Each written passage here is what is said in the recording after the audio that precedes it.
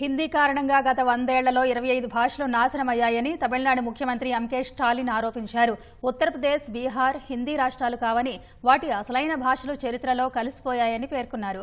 ఒక్క హిందీనే బలవంతంగా రుద్దడం వల్ల ప్రాచీన మాతృభాషలు అంతరిస్తాయని స్టాలిన్ ఆందోళన వ్యక్తం చేశారు. ఇప్పటికే హిందీ పలు భారతీయ భాషలను మింగేస్తోందన్నారు. భోజ్పురి, అవధి, బ్రజ్, గర్వాలి, మైథిలి, బుందేలి, మార్వారి, మాల్వీ లాంటి 25 భాషలు కొన ఊపిరితో ఉన్నాయని సామాజిక మాధ్యమం ఎక్స్లో స్టాలిన్ పోస్ట్ చేశారు. హిందీని బలవంతంగా రుద్దడం వల్ల ఇంకా ఎన్ని భాషలు అంతరిస్తాయోనని ఆయన ఆందోళన వ్యక్తం చేశారు.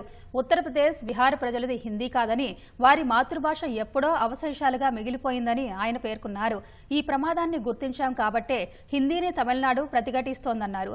లేకపోతే ఇది ఎక్కడ ముగుస్తుందో తమకు తెలుసని స్టాలిన్ వివరించారు.